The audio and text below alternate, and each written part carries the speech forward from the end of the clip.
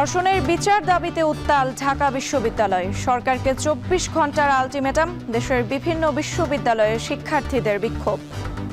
প্রত্যেকদিন রীতিমতো একটার পর একটা ঘটনা নেওয়া যাচ্ছে না। হেনস্থাকারীরা ফুলের মালা নিয়ে ঘুরছে। এটা একমাত্র একটা বিচার হওয়া উচিত, সেটা হচ্ছে ধর্ষকের ফাঁসি। চাঁদপুরে গ্যাস লিকেজ থেকে বিস্ফোরণে একই পরিবারের 6 জন দগ্ধ।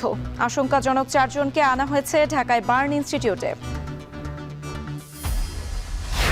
ট্রিপল লাইনে ফোন দিয়েছি, 3বার আমার পুলিশ চেঞ্জ করে দিয়েছে, একটা অফিসারও যায় না। জরুরি সেবার ফোনে পুলিশ এলেও অপরাধীর দাপটে নিষ্ক্রিয়তার অভিযোগ অনেক ভুক্তভোগীর। পুলিশের মনোবল বৃদ্ধির তাগিদ। এবং সুনামগঞ্জে সরকারি ইজারার জলমহালে 10 কোটি টাকার বেশি মাছ লুটের অভিযোগ। পুলিশ এলেও ঠেকানো যায়নি লুটপাট।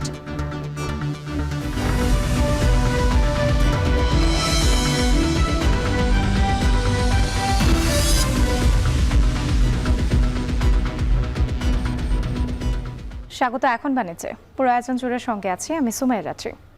24 ঘন্টার মধ্যে বিশেষ ট্রাইব্যুনাল গঠনের মাধ্যমে ধর্ষকদের বিচারের ব্যবস্থা নিশ্চিতে সরকারকে আলটিমেটাম দিয়েছেন ঢাকা বিশ্ববিদ্যালয়ের শিক্ষার্থীরা। দেশব্যাপী নারী নিপীড়ন ও ধর্ষণের প্রতিবাদে শনিবার দিবাগত রাতে ঢাকা বিশ্ববিদ্যালয়ের শিক্ষার্থীরা হল থেকে বের হয়ে বিক্ষোভ করেন। পরে অবস্থান নেয় রাজু ভাস্কর্যের পাদদেশে। ঘোষণা করা হয় ধর্ষণ বিরোধী মঞ্চ। আজ সন্ধ্যায় মশাল মিছিলের ঘোষণাও দিয়েছেন ঢাকা বিশ্ববিদ্যালয়ের শিক্ষার্থীরা। বিস্তারিত জানাচ্ছেন দেবরাজ দেব। দেশব্যাপী নারী নিপীড়ন ও ধর্ষণের প্রতিবাদে শনিবার দিবাগত রাতে হঠাৎ করেই ঢাকা বিশ্ববিদ্যালয়ের সুফিয়া কামাল হলের নারী শিক্ষার্থীরা ধর্ষকের সর্বোচ্চ শাস্তির দাবিতে মিছিল নিয়ে বের হন। তাদের সঙ্গে একাত্মতা ঘোষণা করে ডক্টর মোহাম্মদ শহীদুল্লাহ হলের শিক্ষার্থীরাও যোগ দেন। এরপর হলপাড়া থেকে শিক্ষার্থীদের মিছিল বের হয়। এক পর্যায়ে শিক্ষার্থীরা রাজু ভাস্কর্যের সামনে জড়ো হন।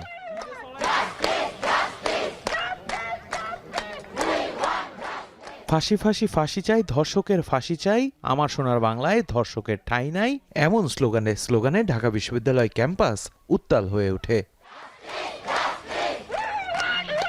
শিক্ষার্থীরা জানান, দেশের বিভিন্ন জায়গায় সাম্প্রতিক সময়ে যেসব ধর্ষণের ঘটনা ঘটেছে তার সুষ্ঠু তদন্ত এবং দ্রুততম সময়ের মধ্যে দোষীদের সর্বোচ্চ শাস্তি দেখতে চান তারা। এই সোনার বাংলায় ধর্ষকের কোনো স্থান হবে না। প্রত্যেকদিন রীতিমতো একটার পর একটা ঘটনা নেওয়া যাচ্ছে না। ধর্ষকদের ফাঁসির দাবিতেই আমরা মূলত এখানে এসেছি। যারা এই ঘটনার শিকার হন এবং যেটা আমাদের লাইমলাইটে আসে না, কিন্তু তাদেরও বিচার হওয়া উচিত। ধর্ষকের এখন আমরা দেখতেছি কোনো শাস্তি হচ্ছে না। ধর্ষক হেনস্থাকারীরা ফুলের মালা নিয়ে ঘুরছে। স্বৈরাচার সরকারকে বাদ দিয়ে যে জনগণের আশা আকাঙ্ক্ষা কল্যাণগুলো পূরণ হবে, কিন্তু এটাই যখন হচ্ছে না তাহলে তারা থেকে কি লাভ? ধর্ষণের বিচার অন্য কিছু হবে না, এটা একমাত্র একটা বিচার হওয়া উচিত, সেটা হচ্ছে ধর্ষকের ফাঁসি। এ সময় প্রতিবাদ সভায় দেখা যায় বৈষম্য বিরোধী আন্দোলনের নেতাকর্মীদের। নারী শিক্ষার্থীদের নেতৃত্ব দেন একই সংগঠনের মুখপাত্র উমামা ফাতেমা। বলেন, 24 ঘন্টার মধ্যে বিশেষ ট্রাইব্যুনাল গঠনের মাধ্যমে ধর্ষকদের বিচারের কাঠগড়ায় দাঁড় করাতে হবে। রোববার সন্ধ্যায় মশাল মিছিলের ঘোষণাও দেন তিনি। রাজু ভাস্কর্য থেকে ঢাকা বিশ্ববিদ্যালয়ের শিক্ষার্থীদের পক্ষ থেকে আমরা ধর্ষণ বিরোধী মঞ্চ ঘোষণা করলাম। সন্ধ্যা 7:30টায় আসিয়ার ধর্ষকদের ফাঁসির দাবিতে এবং বিশেষ ট্রাইব্যুনাল গঠন করে প্রত্যেকটা ধর্ষণের বিচারের দাবিতে আমরা পুনরায় মশাল মিছিল করব। অন্যদিকে দেশের বিভিন্ন বিশ্ববিদ্যালয়েও ধর্ষকের সর্বোচ্চ শাস্তি নিশ্চিতে বিক্ষোভ মিছিল হয়েছে ক্যাম্পাসগুলোতে। দেবরাজ দেব, এখন, ঢাকা। এদিকে মাগুরা সহ দেশের বিভিন্ন এলাকায় ধর্ষণ ও নারী নির্যাতনের ঘটনায় প্রতিবাদ ও ধর্ষকদের বিচার নিশ্চিতে বিক্ষোভ করেছেন জাহাঙ্গীরনগর, রাজশাহী, সিলেট শাহজালাল বিজ্ঞান ও প্রযুক্তি এবং ময়মনসিংহের ত্রিশালায় কাজী নজরুল ইসলাম ও বাংলাদেশ কৃষি বিশ্ববিদ্যালয়ের শিক্ষার্থীরা। এ সময় ধর্ষকদের সর্বোচ্চ শাস্তির দাবি জানান তারা। বিস্তারিত থাকছে প্রতিবেদনে।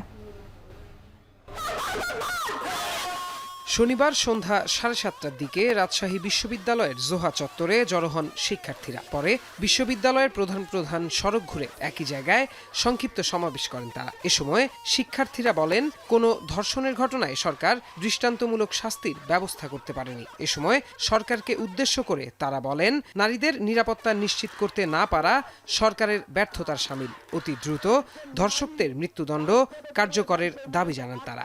পুরুষের সমান ভূমিকা পালন করে।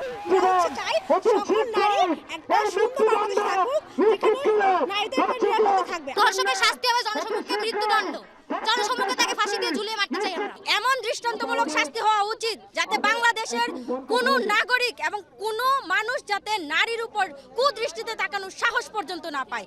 ময়মনসিংহের ত্রিশালে জাতীয় কবি কাজী নজরুল ইসলাম বিশ্ববিদ্যালয়ে ধর্ষণের প্রতিবাদ ও ধর্ষণকারীদের দৃষ্টান্তমূলক শাস্তির দাবিতে বিক্ষোভ মিছিল করেছেন শিক্ষার্থীরা।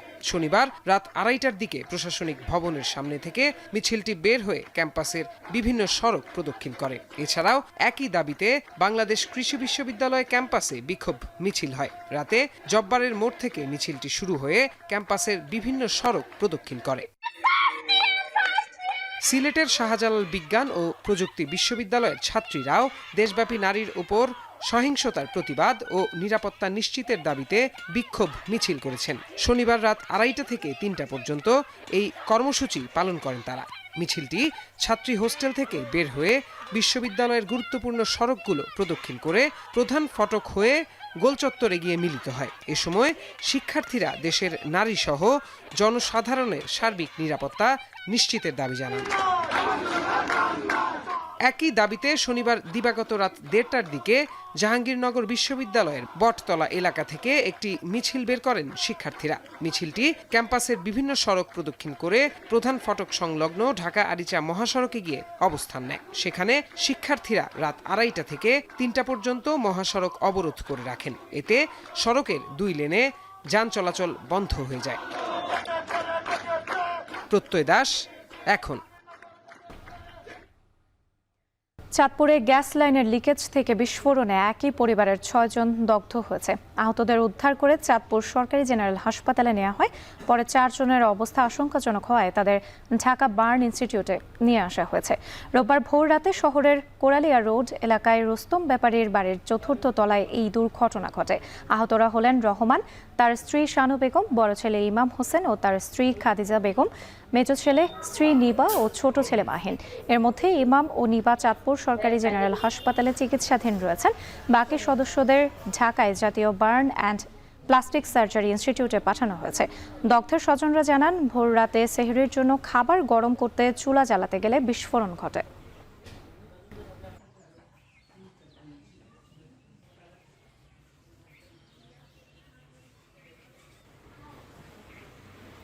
গ্যাসে ভোরবেলা ভাত খেতে উঠছে, গ্যাস চালু করছে, গ্যাসের থেকে আগুন লাগছে। 4 জন অনেক বেশি আহত হয়েছে। যে 4 জন আমার মামা, মামানি, ছোট মামতো ভাই আর হচ্ছে যে আমার মামতো বোন।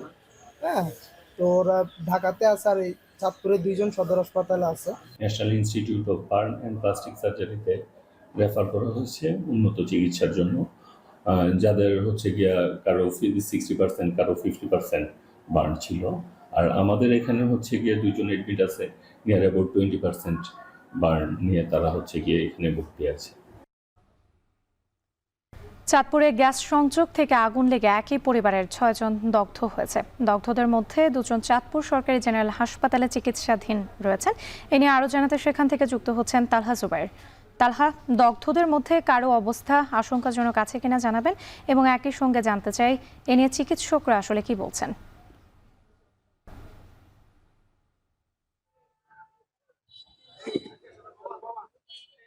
রাত্রি আসলে মধ্যরাতে আজকে যখন সেহরি খাওয়ার জন্য এই পরিবারটি তাদের খাবার গরম করার জন্য যখন হচ্ছে গিয়ে চুলা জ্বালাতে যায়, তখনই কিন্তু এই মর্মান্তিক ঘটনাটি ঘটে। আসলে এরপর পরে কিন্তু যারা স্থানীয় রয়েছেন এবং আশপাশে যারা স্বজন রয়েছেন তারা কিন্তু এই প্রায় 6 জনকে কিন্তু তারা চাঁদপুর সরকারি জেনারেল হাসপাতালে নিয়ে আসে, এবং আসার পরপরই যারা চিকিৎসক রয়েছেন তারা কিন্তু তাৎক্ষণিক তাদেরকে প্রাথমিক চিকিৎসা দেন, এবং এদের মধ্যে এই 6 জনের মধ্যে 4 জনের অবস্থা আশঙ্কাজনক হওয়ায় কিন্তু তাদেরকে পরবর্তীতে ঢাকা বার্ন ইউনিটে কিন্তু প্রেরণ করা হয়েছে। তাছাড়া 2 জনকে বর্তমানে কিন্তু চাঁদপুর এই সরকারি হাসপাতালে কিন্তু চিকিৎসাধীন রয়েছে। এর মধ্যে হচ্ছে কি ইমাম হোসেন এবং তার ছোট ভাইয়ের স্ত্রী নিবা।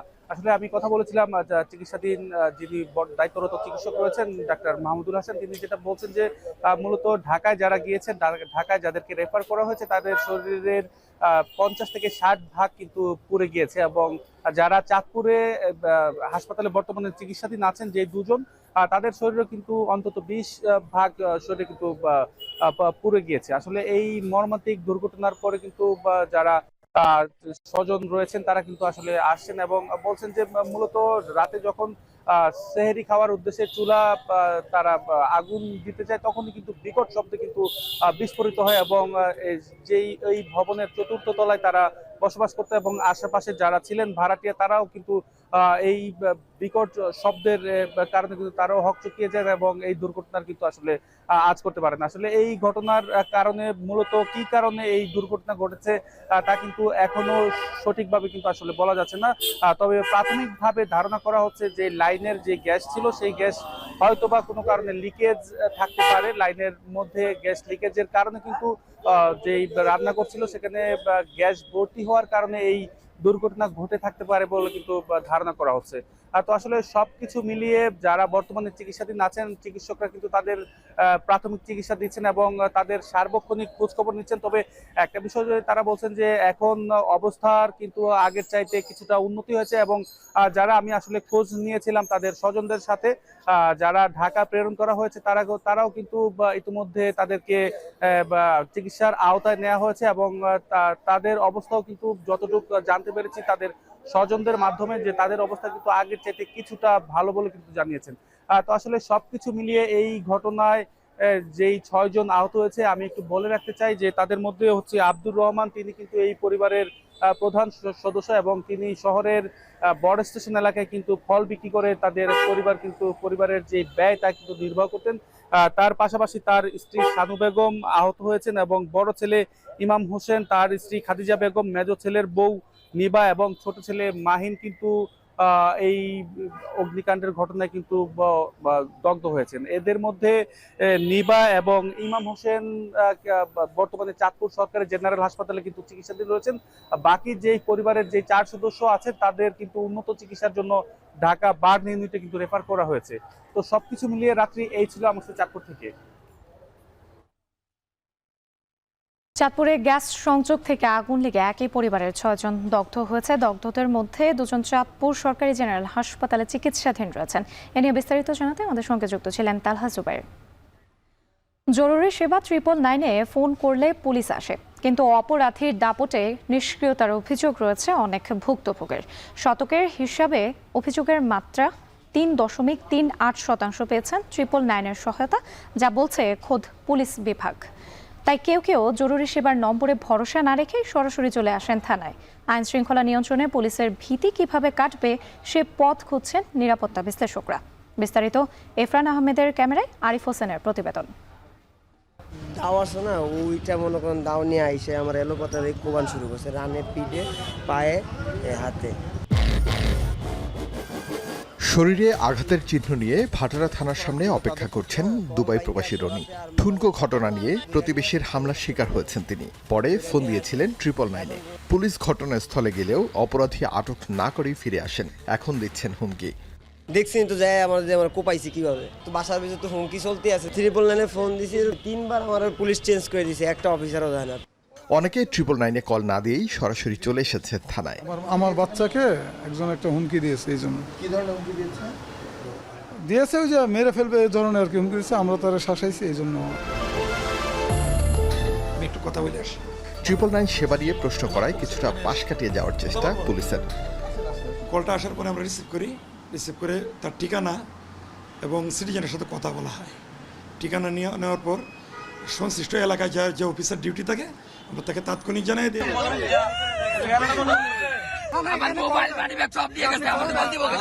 ভীতির কারণ কি, এই প্রশ্নের উত্তর এখন সবার জানা। নাম না প্রকাশ করলেও সামাজিক যোগাযোগ মাধ্যমে ঘুরতে থাকা কয়েকটি ভিডিও দেখিয়ে জানালেন কারণ।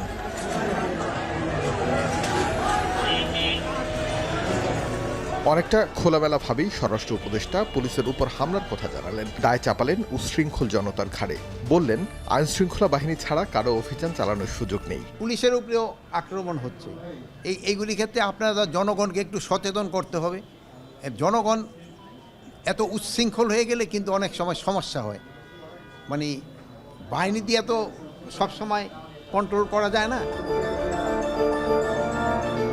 জাতীয় এমার্জেন্সি সার্ভিসের অফিস ঘুরে জানা গেল, এখন পর্যন্ত প্রায় 6 কোটির বেশি কল এসেছে 999-এ, যার মধ্যে 20,59,000 মানুষ সেবা পেয়েছে। জরুরি সেবা প্রার্থী কলের মধ্যে 83% পুলিশের সহায়তা চেয়েছে। এছাড়া 8% ফায়ার সার্ভিস ও 9% অ্যাম্বুলেন্স সহায়তা চেয়ে কল করেছে। অবান্তর কলের সংখ্যাও কম নয়। সামান্য ঘটনা, একটু মারামারি দেখলো, দুজন কথা কাটাকাটি হচ্ছে, এটাকে অনেক বড় মনে করছে, করেই 999-এ ফোন দিচ্ছে। এখন তো বর্তমান সময়ে মারামারিগুলো বেশি হচ্ছে, ছিনতাই বেশি হচ্ছে, ডাকাতি বেশি হচ্ছে, এই কলগুলো মূলত এখন বেশি। পুলিশের মনোবল বৃদ্ধি হলেই সেবা নিশ্চিত হবে সাধারণ মানুষের, বলছে বিশ্লেষকরা। 999-এ ফোন করলে তারা অপরাধের বা পরিস্থিতি বিবেচনা করে আর যারা দায়িত্ব পালন করবেন তাদের সাথে যে কানেক্ট করে দেওয়া বা সংযোগ তৈরি করে দেওয়ার কাজটা তারা করে থাকেন। এখন তারা যদি দায়িত্বে অবহেলা করেন অথবা দেরি করে সেখানে উপস্থিত হন, আবার উপস্থিত হলেও যে অভিযুক্ত তার বিরুদ্ধে কোনো ব্যবস্থা গ্রহণ করছে না, যিনি ভিকটিম বা ক্ষতিগ্রস্ত হয়েছে তাকে সেবা দেওয়ার ক্ষেত্রে যেখানে পাঠানো দরকার বা যে ব্যবস্থাগুলো গ্রহণ করা দরকার সেগুলো যখন থাকে না, তখন এটি নানাভাবে প্রশ্নবিদ্ধ হয়ে পড়ে। আইনের শাসন নিশ্চিত না হলে দেশের শৃঙ্খলা ফেরানো কঠিন হবে বলে মনে করেন সাধারণ মানুষ।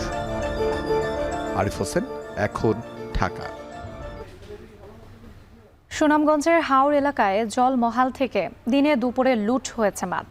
গেল 10 দিনে 10 থেকে 12 কোটি টাকার মাছ লুটের অভিযোগ উঠেছে।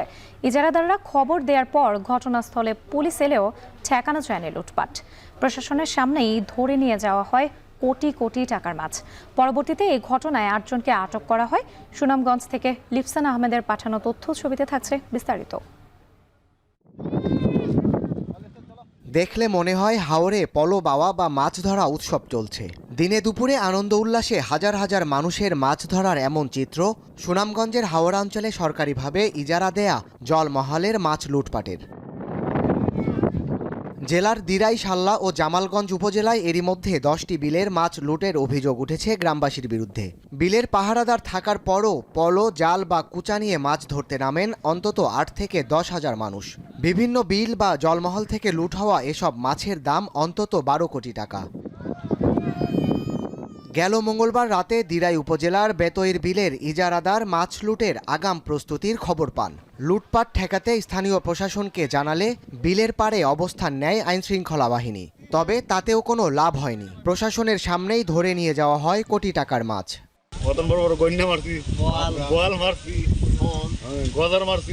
কেউ পাইছে না করে কোনো কথা না, সবে পাইছে। কেউ পাইছে না, এমন আছে খালি, আর কেউ মারছে আর কি। প্রথমে ওই যে প্রশাসনের লোক আসছিল, তারপরে আর এগুলা এরা আর সম্মতি দেয় নাই, তখন পাবলিকে জিরোই নামছে।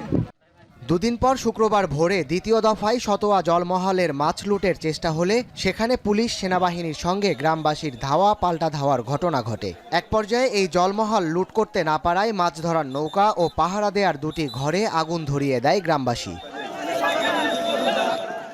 ইজারাদাররা জানান, কিছু দুষ্কৃতিকারীর ইন্ধনে প্রশাসনের সামনেই দিনে দুপুরে মাছ ধরে নিয়ে যাওয়ায় পুঁজি হারিয়ে এখন নিঃস্ব তারা। তাদের অভিযোগ, প্রশাসন কঠোর অবস্থানে থাকলে এমন পরিস্থিতির সৃষ্টি হতো না। জোরপূর্বকভাবে আমাদের ফাইল দেওয়া বিল, কাটাবাস দেওয়া, ফারাদার আছে 6-8 জন ফারাদার আছে আমাদের ফিশারিটার। এই অবস্থায় তারা জোরপূর্বক, আমরা এই আস্থা প্রশাসন নেওয়ার বাদেও প্রশাসনের সামনে এরা লামছে। এই ভিডিওটাও আমাদেরটা নিয়ে আছে, তারা বহুত চেষ্টা করছেন, পারছেন না। সামারচর, কার্তিকপুর, মারতির সাইডে এরা আপনার এই সাইডের বিলগুলা খাইয়া, এই যে বিলটা আমার বেত্তর বিলটা মারফেটও ধরা যায়। এখানে অত্র এলাকার বরারগাঁও, সুজানগর, আন্নারপুর মানুষের মারফেটও ওই বিল এরা আক্রমণ করে দিয়েছে। স্থানীয় প্রশাসনের দাবি, গ্রামবাসীর চেয়ে পুলিশের সংখ্যা কম হওয়ায় ঠেকানো যায়নি লুটপাট। তবে দ্রুত পরিস্থিতি নিয়ন্ত্রণের চেষ্টা চলছে বলেও জানান পুলিশ কর্মকর্তা। সেনাবাহিনীর টিম এবং আমাদের পুলিশের টিম সহ আমরা বেতই নদীতে গিয়েছিলাম। সেখানে আমরা চেষ্টা করেছি, কিন্তু এখানে এত হাজার হাজার লোক, তো একদিক দিয়ে আটকাইলে আরেক দিক দিয়ে নেমে যায়, তো নেমে গেছে। আমরা এই সংক্রান্ত অভিযোগ করে আমরা আইনগত ব্যবস্থা নেব।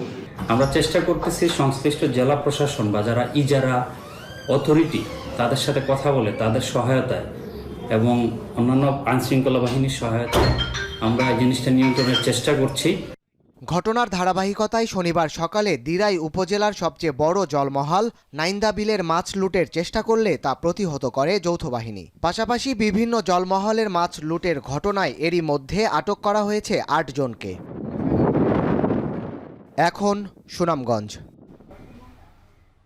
এখন বাণিজ্য নিচ্ছে একটা বিরতি, ফিরছে একটু পর।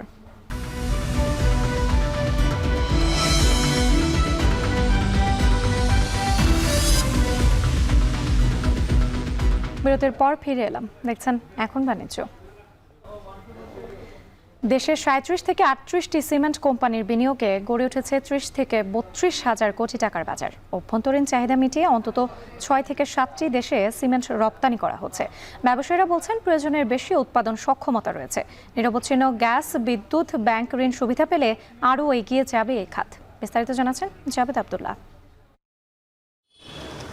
সড়ক, মহাসড়ক, ব্রিজ, কালভার্ট কিংবা নান্দনিক কোনো স্থাপনা, সব অবকাঠামোর নির্মাণেই অপরিহার্য সিমেন্ট। ১৯৪১ সালে এই অঞ্চলে প্রথম সিমেন্ট কারখানা স্থাপন করা হয়। সিলেটের ছাতক উপজেলার সুরমা নদীর তীরে আসাম বেঙ্গল সিমেন্ট কোম্পানি সে বছরই উৎপাদনে আসে। সিমেন্ট উৎপাদনের প্রধান কাঁচামাল খনিজ পদার্থ ক্লিংকার, যা আমদানি করে নৌপথে ইয়ার্ডে আনা হয়। ব্ল্যাক স্টোন কনভেয়ার বেল্ট দিয়ে ক্র্যাশিং মেশিনে পাঠানোর পর তা চূর্ণ করে ১৪৫০ ডিগ্রি সেলসিয়াসে হাই ভোল্টেজ ওভেনে কুক করা হয়। উত্তপ্ত করার কাজ শেষ হলে সেই উপাদানকে ৭০ থেকে ৮০ ডিগ্রি সেলসিয়াসে কুলারে রাখা হয়। এরপর মিহিদানা গ্রাইন্ডিং মেশিনে পরিশোধনের পালা। পরে পরিশোধিত ক্লিংকার স্বয়ংক্রিয়ভাবে ফিডার মেশিনে আনা হয়। এর সাথে চলে বিশাল মাল্টি কম্পার্টমেন্ট সাইলোতে অন্য উপাদান জিপসাম, ফ্লাই অ্যাশ, স্ল্যাগ ও চুনাপাথর মেশানোর কাজ। পরের ধাপে জার্মান ভার্টিক্যাল রোলার মিল বা ভিআরএমে ড্রাইভের পালা। আধুনিক ইন্টেলিজেন্ট ল্যাবে মান নিয়ন্ত্রণ হয়ে গেলে শুরু হয় মোড়কের কাজ।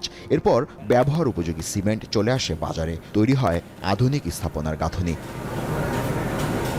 গ্লোবাল সিমেন্ট রিপোর্টের সবশেষ তথ্য বলছে, আন্তর্জাতিক সিমেন্ট শিল্পের বাজারে বাংলাদেশ ৪০তম অবস্থানে রয়েছে। বিক্রেতারা বলছেন, ভবনকে দৃঢ়, মজবুত ও টেকসই করতে এর বিকল্প তৈরি হয়নি। সবগুলো ব্র্যান্ডই ব্র্যান্ডেড সিমেন্ট তৈরি করে, তো তাদের প্রত্যেকটার কোয়ালিটি মেনটেন করেই করে। সাহা ৪৮৫, প্রিমিয়ার ৪৮০। রুফটার করতেও সিমেন্ট দরকার, বিম করতেও সিমেন্ট দরকার। আসলে সিমেন্ট ছাড়া কনস্ট্রাকশন কাজ অসম্ভব। উদ্যোক্তারা বলছেন, নানা অনিশ্চয়তা ও বাধা থাকার পরও ক্রমবর্ধমান বাজার ধরে রাখতে সক্ষমতা বাড়ানো হয়েছে। অধিকাংশ কোম্পানিগুলোই বাংলাদেশের এখন মডার্ন টেকনোলজি, যে ভিআরএম টেকনোলজি ইউজ করছে, এতে সিমেন্টের ফাইনেসটা অনেক ভালো আসে। টেকনোলজি যেহেতু ওয়ার্ল্ড ক্লাস অধিকাংশ কোম্পানিরই, সুতরাং ভালো কোয়ালিটি সিমেন্ট প্রডিউস করা, এটা অধিকাংশ মিলেরই এই সক্ষমতা রয়েছে। আর রপ্তানি উন্নয়ন ব্যুরোর ভাইস চেয়ারম্যান বলছেন, নতুন বাজার ধরতে কাজ করছে সরকার। 3 বছর যদি ফিগার দেখেন, সেখানেই কিছুটা বাড়তির দিকে, সেখানে আমাদের বিগত 3 বছরে ছিল 7 মিলিয়ন, তারপর থেকে 12.5 মিলিয়ন হয়েছে, এবং গত বছর আমরা দেখলাম 17 মিলিয়ন হয়েছে, যেটা আসলে আমাদের যে ইন্ডাস্ট্রির যে ব্যাপকতা সে তুলনায় খুব বেশি না। সিমেন্ট ব্যবহারে বিশ্বে বাংলাদেশের অবস্থান 20তম। বাংলাদেশে প্রতি বছর গড়ে 3,80,00,000 টন সিমেন্ট ব্যবহার হয়। একজন নাগরিক গড়ে সিমেন্ট ব্যবহার করেন 220 থেকে 230 কেজি। রপ্তানি উন্নয়ন ব্যুরোর তথ্য বলছে, বাংলাদেশ থেকে বিশ্বের নানা প্রান্তে 1,50,000 টন সিমেন্ট রপ্তানি হয়ে থাকে, যা থেকে বৈদেশিক আয় হয় 200 কোটি টাকার কাছাকাছি। সামগ্রিক সমৃদ্ধি ও সফলতার এই গল্প নিয়ে 11 থেকে 12% হারে এগিয়ে যাচ্ছে দেশের এই সিমেন্ট শিল্পের বাজার। জাবেদ আব্দুল্লাহ, এখন নারায়ণগঞ্জ। 40,000 মানুষের জন্য বানানো একমাত্র স্বাস্থ্য কমপ্লেক্স পুলিশের দখলে। নেই সরকারি স্কুল ও কলেজ, এমনকি সীমানা জটিলতায় গেল 22 বছরেও হয়নি ভোট। বলছিলাম চট্টগ্রামের উড়িয়ারচর নামের এক ভাগ্য বিড়ম্বিত দ্বীপের কথা। দেশের দক্ষিণ পূর্বের এই দুর্গম জনপদ ঘুরে এসে আরও জানাচ্ছেন ফায়সাল করিম, ক্যামেরায় ছিলেন সঞ্জয় মল্লিক। দুর্গম দ্বীপ উড়িয়ারচরের এই 3 তলা পুরনো জীর্ণ ভবনটি একটি স্বাস্থ্যকেন্দ্র হলেও এখানে আসে না কোনো রোগী, নেই কোনো চিকিৎসক কিংবা শয্যা। শুনলে হয়তো অবাক হবেন, স্থানীয় 40,000 মানুষের স্বাস্থ্যসেবার জন্য বানানো হলেও গত 25 বছর ধরে এটি ব্যবহৃত হচ্ছে স্থানীয় পুলিশ ফাঁড়ি হিসেবে। তবে এখানে এসে করা যায় না কোনো জিডি। নিরাপত্তা চাইতে কালে ভদ্রে কেউ কেউ আসেন। এখানে নামকাওয়াস্তে চলা এই ফাঁড়িতে পুলিশ সদস্য রয়েছেন মাত্র 12 জন। দেশের অনুন্নত এই অঞ্চলে স্বাস্থ্যসেবার ভবনে এই পুলিশ ফাঁড়ির কার্যক্রম কেমন চলছে তা ভেতরে গিয়ে দেখার চেষ্টা করব। 2 দশক আগে নির্মিত 3 তলার ভবনটি যে পরিবার কল্যাণের একটি স্বাস্থ্যকেন্দ্র তার একমাত্র সাক্ষী দোতলার মলিন এই ফেস্টুন। এখানে বেশ কয়েকটি কক্ষ ব্যবহার হচ্ছে ফাঁড়ির হাজতখানা হিসেবে, আর মাঝের পলেস্তরা খসা এই কক্ষে নামমাত্র চলে পুলিশ ফাঁড়ির কার্যক্রম। ফাঁড়ির এমন দশা নিয়ে কোনো পুলিশ সদস্য কথা বলতে না চাইলেও স্থানীয়দের অভিযোগ এই ফাঁড়ি তাদের কোনো কাজে আসে না। থামে না দস্যুতা, সন্ত্রাস ও জবরদখলের সংস্কৃতি। মানুষের ধরেন একটা মামলা করতে হবে, একটা জিডি করতে হবে, তাকে সন্ধিপ আসতে হয়, মানে এটা একদম বলে যে অকেজু একটা অবস্থা আর কি। মানে এমনি একটা ফাঁড়ি আছে, সেখানে না হাসপাতাল না পুলিশ ফাঁড়ি, চতুর্দিকে নদী। নদী হওয়াতে সন্ত্রাসীরা উপজেলা সহ হাতিয়ার বিভিন্ন দ্বীপ থেকে উড়িচ্চরটাকে একটা অভয়াশ্রম মনে করে।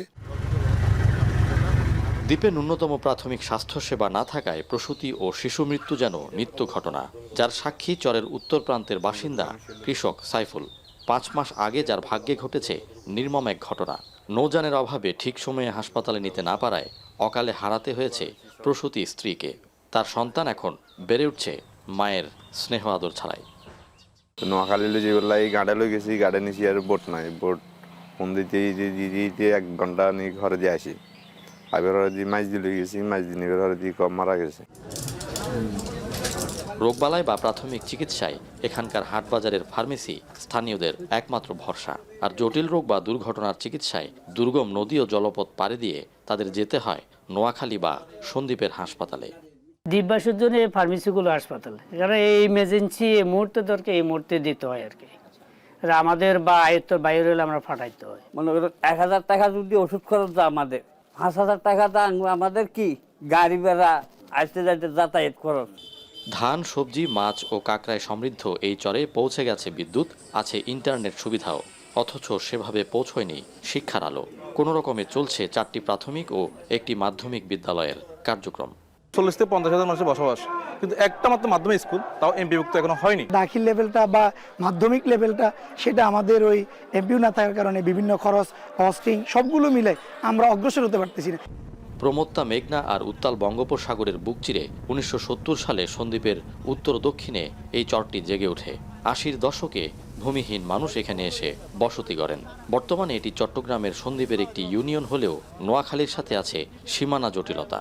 2 দশক ধরে কোনো নির্বাচন না হওয়ায় জনপ্রতিনিধির অভাবে উন্নত হয়নি সড়ক ও যোগাযোগ ব্যবস্থা।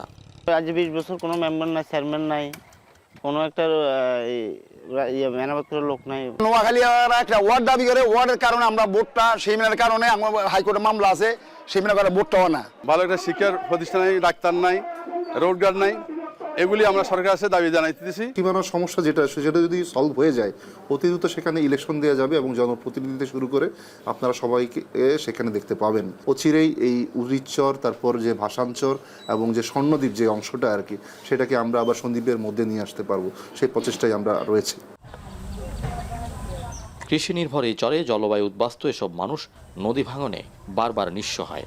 এ অবস্থায় ভাঙন রোধে কার্যকর পদক্ষেপ নেওয়া সহ নানা নাগরিক সুবিধা নিশ্চিতের দাবি স্থানীয়দের। ফায়সাল করিম, এখন সন্দ্বীপ, চট্টগ্রাম। জুলাই আন্দোলনে উত্তরার গণহত্যা মামলায় সাবেক মেয়র আতিকুল ইসলাম সহ 10 জনকে আন্তর্জাতিক অপরাধ ট্রাইব্যুনালে হাজির করা হয়েছে। সেখানে আছেন মশিউর অনিক, যুক্ত হচ্ছে তার সঙ্গে।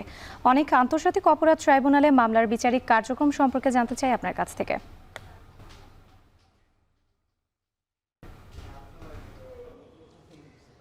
রাত্রি যেমনটা বলছিলেন আমি সেইখান থেকে আসলে শুরু করতে চাই। আজকে আন্তর্জাতিক অপরাধ ট্রাইব্যুনালে সব মিলিয়ে প্রায় 11 জনকে হাজির করা হয়েছে এবং যার মধ্যে অন্যতম ঢাকা উত্তর সিটির মেয়র আতিকুল ইসলাম। এবং জুলাই আগস্টের প্রেক্ষাপটে নিশ্চয়ই আপনারা জানেন যে এর আগেও আসলে তাদেরকে হাজির করা হয়েছেন এবং আদালতের সামনে সোপর্দ করে তাদেরকে তাদের যে সমস্ত বিচারিক প্রক্রিয়া সেই সমস্ত বিচারিক প্রক্রিয়া সম্পর্কে অবগত করা হয়েছে। একটু জানিয়ে রাখতে চাই, জুলাই আগস্টের যে সংগঠিত গণহত্যা সেই গণহত্যায় কিন্তু প্রত্যেককে আজকের এইখানে কিন্তু উপস্থিত আছেন। বিশেষ করে বলছিলাম যে ঢাকা উত্তর সিটি মেয়র আতিকুল ইসলামের কথা, পাশাপাশি কিন্তু আওয়ামী লীগের শিক্ষা বিষয়ক সম্পাদক শাহিনুল হক যেমন যুক্ত আজকের এই মামলাতে আছেন এবং আওয়ামী লীগের ঢাকা উত্তর সিটি যে আওয়ামী লীগের সভাপতি অ্যাডভোকেট মনোয়ার ইসলাম চৌধুরী তাকেও কিন্তু আজকে আন্তর্জাতিক অপরাধ ট্রাইব্যুনালে হাজির করা হয়েছে। আতিকুল ইসলামের প্রেক্ষাপটটা যদি বলতে চাই তাহলে তার বিরুদ্ধে গণহত্যার পাশাপাশি কিন্তু বেশ কিছু অভিযোগ এসেছে, যেমন উত্তরার সেই সময়কার যে হাসপাতালগুলো আছে সেই হাসপাতালগুলোতে আতিকুল ইসলামের যে লোকজন তারা সবসময় আসলে হানা দিয়েছে। বিশেষ করে 16 তারিখের পর থেকে, আগস্টের 16 তারিখের পর থেকেই তারা হাসপাতালে গিয়েছে এবং যারা আহতরা ছিলেন তারা যাতে চিকিৎসা নিতে না পারেন এবং তাদেরকে যাতে ভর্তি না করা হয় সেই বিষয়ে চাপ দেওয়া হয়েছে বলে প্রসিকিউশন কিন্তু আমাদেরকে এর আগে জানিয়েছিলেন। এর পাশাপাশি কিন্তু আমি আপনাদেরকে জানিয়ে রাখতে চাই যে এই প্রেক্ষাপটে যারা বাকি 10 জনকে নিয়ে আসা হয়েছে আতিকুল ইসলাম সহ, তাদেরও কিন্তু একই বিরুদ্ধে অভিযোগ আছে। বিশেষ করে আওয়ামী লীগের যিনি শিক্ষা বিষয়ক উপদেষ্টা সভাপতি আছেন সম্পাদক, তিনিও কিন্তু আসলে জুলাই আগস্টের সময় বিভিন্ন সময় তার যেসব সাঙ্গপাঙ্গ আছে তাদেরকে নিয়ে যারা ছাত্র জনতা আন্দোলন করছিল তাদেরকে আক্রমণ হামলা এই সমস্ত বিষয়ে কিন্তু তারাও যুক্ত ছিলেন। এর আগে আদালতে যখন তাদেরকে হাজির করা হয়েছিল আদালত তাদের কাছে জানতে চেয়েছিল, প্রসিকিউশন টিমের কাছে জানতে চেয়েছিল যে তাদের বিরুদ্ধে আসলে প্রমাণ পাওয়া গিয়েছে কিনা। প্রসিকিউশন জানিয়েছিল যে যেহেতু জুলাই আগস্টের প্রেক্ষাপট অনেক বিস্তর এবং সেখানের যে সমস্ত তদন্ত প্রতিবেদন সেগুলো আসলে অনেক ধীরে করার সুযোগ তৈরি যেখানে আসলে করতে হচ্ছে, সেই প্রেক্ষাপটে আসলে যে প্রাথমিক প্রমাণ কিন্তু তাদের বিরুদ্ধে পাওয়া গিয়েছিল। বিশেষ করে আতিকুল ইসলামের বিরুদ্ধে হাসপাতাল কর্তৃপক্ষ এবং যারা সেই সময় জুলাই আগস্টে সংঘটিত গণহত্যায় আহতরা আছেন তারাও কিন্তু অভিযোগ জানিয়েছেন যে তারাও কিন্তু তাদের যে সমস্ত অভিযোগ ছিল সেই অভিযোগগুলো কিন্তু তাদেরকে জানিয়েছে। তো এই ছিল রাত্রি এখন পর্যন্ত আন্তর্জাতিক অপরাধ ট্রাইব্যুনাল থেকে সবশেষ বিস্তর আজকের আদালত প্রাঙ্গণ থেকে কি জানানো হয় সেটা জানিয়ে দিব সর্বশেষ খবর জানার পর্যন্তই। জুলাই আন্দোলনে উত্তরার গণহত্যা মামলায় সাবেক মেয়র আতিকুল ইসলাম সহ 10 জনকে আন্তর্জাতিক অপরাধ ট্রাইব্যুনালে হাজির করা হয়েছে আজ। এ নিয়ে বিস্তারিত জানাতে আমাদের সঙ্গে যুক্ত ছিলেন মশিউর অনেক। এখন বাণিজ্যে নিচ্ছি আরও একটি বিরতি, ফিরছি একটু পর।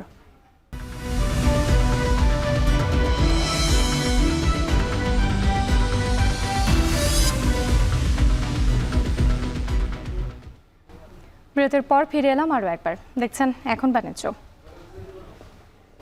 এবার দেশের বাইরের প্রসঙ্গ। ভয়াবহ দাবানলে পড়ছে যুক্তরাষ্ট্রের নিউ ইয়র্কের লং আইল্যান্ড। শনিবার দুপুর থেকে এটি শুরু হয়ে বলে জানিয়েছেন স্থানীয় সরকার। কালো ধোঁয়ায় ছেয়ে গেছে আশপাশের অঞ্চল। প্রচণ্ড বাতাসের কারণে দাবানল দ্রুত ছড়িয়ে যাচ্ছে বলে জানায় দমকলকর্মীরা। একই কারণ আগুন নিয়ন্ত্রণে বেগ পেতে হচ্ছে তাদের। পুড়ে গেছে সেখানকার 2টি বাণিজ্যিক স্থাপনা। ক্রমে আগুনের লেলিহান শিখা সেখানকার অন্যতম যোগাযোগের রাস্তা সানরাইজ মহাসড়কের দিকে ধেয়ে আসে। এর মধ্যে সেখানে জরুরি অবস্থা জারি করেছে নিউ ইয়র্ক গভর্নর ক্যাথি হুচল। প্রয়োজনে স্থানীয় বাসিন্দাদের সরিয়ে নেওয়ার ঘোষণা আসতে পারে বলে জানান তিনি।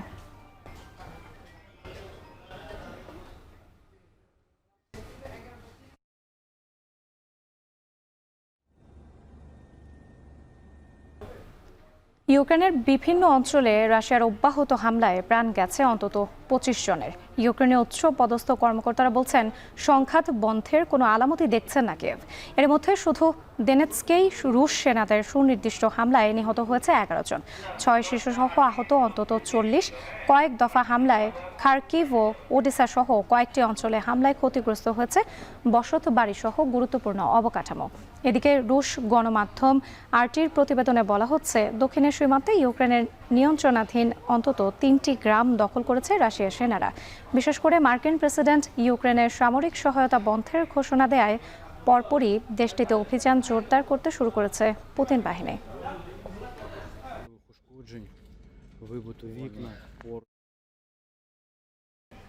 রমজান উপলক্ষে সুলভ মূল্যে দুধ, ডিম ও মাংস বিক্রি করছে প্রাণী সম্পদ বিভাগ। এ নিয়ে আরও জানাতে ভোলার প্রাণী সম্পদ কার্যালয় থেকে যুক্ত হয়েছেন ইমতিয়াজুর রহমান। ইমতিয়াজ, একজন ক্রেতা সর্বোচ্চ কতটুকু পণ্য কিনতে পারবেন এখান থেকে?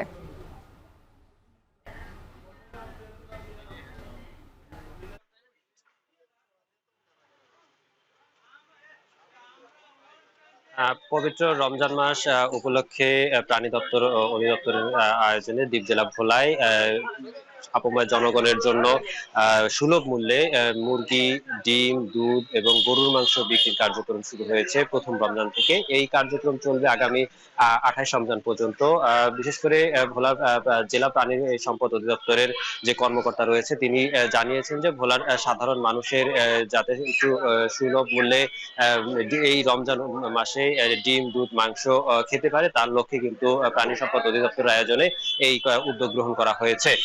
আপনাকে আমি একটু দেখানোর চেষ্টা করি। আমার পিছনে দেখতে পাচ্ছেন যে এই আজকে সকাল 9টা থেকে কিন্তু এখানে ব্রয়লার মুরগি, সোনালী মুরগি, ডিম এবং গরুর মাংস এবং দুধ বিক্রি হচ্ছে। বিশেষ করে এখানে ভোলার বাজারে যে ক্ষেত্রে গরুর মাংস বিক্রি হচ্ছে 750 টাকা কেজি, সেক্ষেত্রে এখানে প্রায় 680 টাকা পর্যন্ত বিক্রি হওয়ার কথাও কিন্তু আমরা দেখেছি। দুধ বিক্রি হচ্ছে 70 টাকা কেজি হিসাবে এবং ব্রয়লার মুরগি বিক্রি হচ্ছে 150 টাকা কেজিতে, সোনালী বিক্রি হচ্ছে 250 টাকা এবং ডিম ব্রয়লারের যেই লাল ডিম রয়েছে তার 11 পিস বিক্রি হচ্ছে 100 টাকা এবং যেই সাদা ডিমটা রয়েছে তা 15 পিস বিক্রি হচ্ছে 120 টাকা।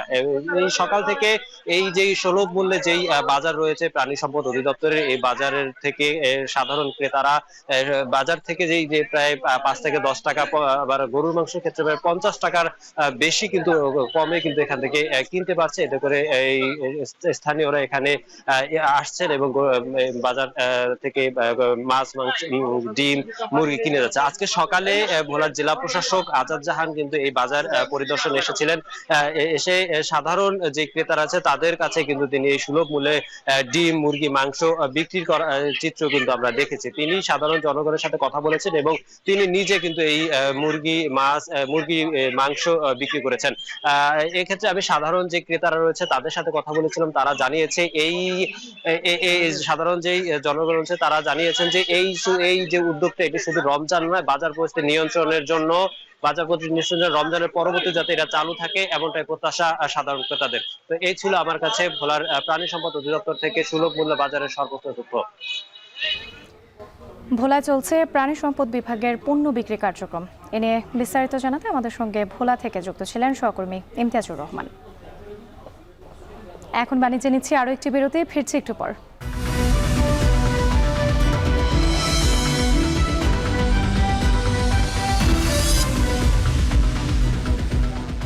বিরতির পর ফিরে এলাম আরো একবার। দেখছেন এখন বাণিজ্য। এবার খেলার খবর। আজ পর্দা নামছে চ্যাম্পিয়ন্স ট্রফির। ফাইনালের মহারণে মুখোমুখি দুইবারের চ্যাম্পিয়ন ভারত ও একবারের চ্যাম্পিয়ন নিউজিল্যান্ড। দুবাইয়ে বিকেল 3টায় শুরু হবে ম্যাচটি। বিস্তারিত জানাচ্ছেন ফারহান ইহসান। নানা শঙ্কা ও উদ্বেগ শেষে দীর্ঘ 8 বছর পর মাঠে গড়ায় চ্যাম্পিয়ন্স ট্রফি। ভারতের আপত্তিতে হাইব্রিড পদ্ধতিতে আয়োজিত হচ্ছে চলমান আসর। পুরো টুর্নামেন্টেই দুবাইয়ে খেলায় ভারতের বিরুদ্ধে বাড়তি সুবিধা পাওয়ার অভিযোগ করেছে অংশ নেওয়া দলগুলো। ভারতের চাহিদা পূরণ করতে বাকি দলগুলোকে পড়তে হয়েছে ভ্রমণ ক্লান্তিতে, যেখানে ফাইনালিস্ট নিউজিল্যান্ড ভ্রমণ করেছে 7000 কিলোমিটারেরও বেশি। দুই দলের মুখোমুখি 119 লড়াইয়ে এগিয়ে ভারত। সাম্প্রতিক পারফরমেন্স আর কন্ডিশন মিলিয়ে ফাইনালে এগিয়ে থাকবে তারাই। পারফরমেন্সের বিচারে টুর্নামেন্টের সেরা দুই দলই খেলছে ফাইনালে। তবে এখন পর্যন্ত আসর সেরা বোলার ম্যাট হেনরির ইনজুরি কিউইদের কপালে দুশ্চিন্তার ভাঁজ ফেলছে নিশ্চিতভাবেই। 4 ম্যাচে 10 উইকেট শিকার করা এই পেসারের জন্য শেষ মুহূর্ত পর্যন্ত অপেক্ষা করবে নিউজিল্যান্ড।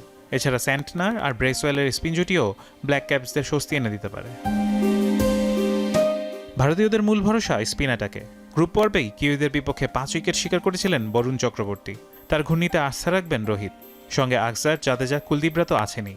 আর 4 ম্যাচে 8 উইকেট শিকার করা পেসার মোহাম্মদ শামিও হতে পারেন আতঙ্কের নাম। ব্যাটিংয়ে শুরুতেই রোহিতের ঝোড়ো ব্যাটিং ভারতকে উড়ন্ত সূচনা এনে দিতে পারে, যদিও 4 ম্যাচে কোনো অর্ধশতকের দেখা পাননি ভারতীয় কাপ্তান। বিপরীত অবস্থা আরেক অভিজ্ঞ বিরাট কোহলির। 1 সেঞ্চুরি ও 150-তে দারুণ ছন্দে কিং কোহলি। ভারতীয় বোলারদের জন্য মাথা ব্যথার কারণ হতে পারেন 2 কিউই ব্যাটার রাচিন রবীন্দ্রা ও কেইন উইলিয়ামসন। 3 ম্যাচে 2 সেঞ্চুরিতে 226 রান করেছেন রাচিন। 4 ম্যাচে 1 সেঞ্চুরি আর 150-তে 189 রান করেছেন কিউইদের নির্ভরতার প্রতীক কেইন উইলিয়ামসন। লাহোর কিংবা করাচিতে রান প্রসবা পিচ হলেও দুবাইয়ের মাঠে দুই দলের স্পিনাররা কিছুটা বাড়তি সুবিধা পাবেন, এটা সহজেই অনুমেয়। গ্রুপ পর্বের ভারত পাকিস্তান ম্যাচের পিছেই হবে ফাইনালের মহারণ। শেষ পর্যন্ত সোনালী ট্রফিটা কে উঁচিয়ে ধরবেন, রোহিত শর্মা নাকি মিচেল স্যান্টনার? অপেক্ষাটা আর মাত্র কয়েক ঘন্টার। ফারহান ইহসান, এখন। শেষ করছি এখন বাণিজ্য। যাওয়ার আগে শিরোনামগুলো আরও একবার।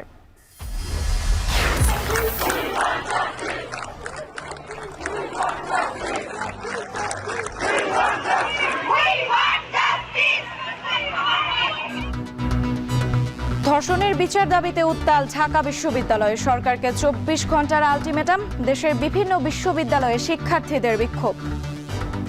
প্রত্যেকদিন রীতিমতো একটার পর একটা ঘটনা নেওয়া যাচ্ছে না। হেনস্থাকারীরা ফুলের মালা নিয়ে ঘুরছে। এটা একমাত্র একটা বিচার হওয়া উচিত, সেটা হচ্ছে ধর্ষকের ফাঁসি। চাঁদপুরে গ্যাস লিকেজ থেকে বিস্ফোরণে একই পরিবারের 6 জন দগ্ধ। আশঙ্কাজনক 4 জনকে আনা হয়েছে ঢাকায় বার্ন ইনস্টিটিউটে। ট্রিপল লাইনে ফোন দিছি, 3বার আমার পুলিশ চেঞ্জ করে দিয়েছে, একটা অফিসারও দেয় না। জরুরি সেবার ফোনে পুলিশ এলেও অপরাধীর দাপটে নিষ্ক্রিয়তার অভিযোগ অনেক ভুক্তভোগীর। পুলিশের মনোবল বৃদ্ধির তাগিদ। এবং সুনামগঞ্জে সরকারি ইজারার জলমহালে 10 কোটি টাকার বেশি মাছ লুটের অভিযোগ। পুলিশ এলেও ঠেকানো যায়নি লুটপাট।